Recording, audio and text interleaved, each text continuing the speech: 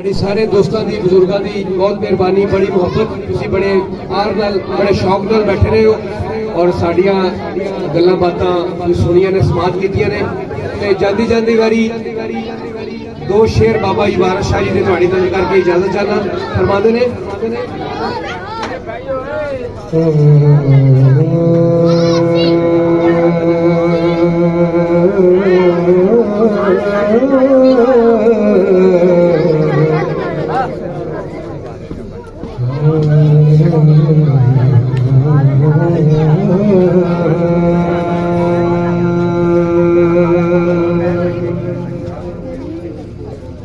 शाह साहब गलबात कर रहे थे ना कि मुआशरे हो भी रहा है, हेठली उत्ते हुई है, माड़ा जड़ा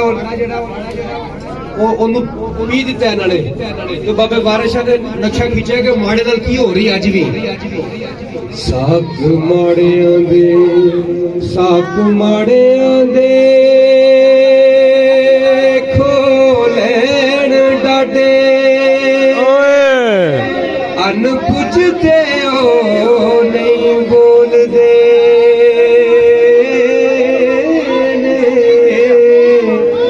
ओ नहीं चलदा बस लाचार होके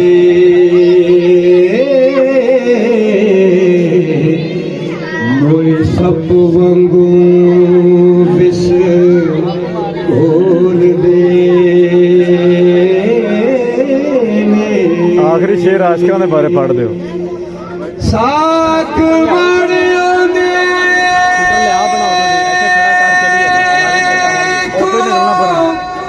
लेण डाडे अन पुछदे ओ नहीं बोलदे ने ओ नहीं चलदा बस लाचार होके मोए सब वांगू विस बोलदे ने। कदी आखदी मारिए आप मरिए पै अंदरों बारों डोल दे गुण मड़ियां दे सब्बे रैण विचे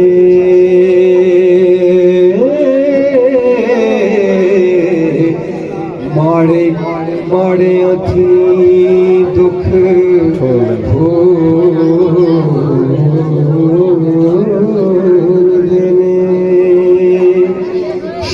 शानदार न करे ना कोई झूठा झूठा करण कंगाल नु टोल दे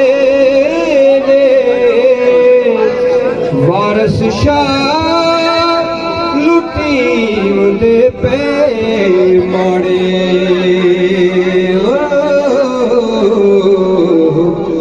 मारे खौफ दे मून बोल दे।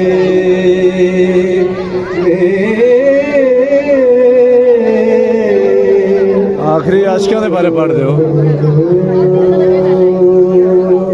बहुत शुक्रिया, बहुत मेहरबानी। पंजाब जिंदा।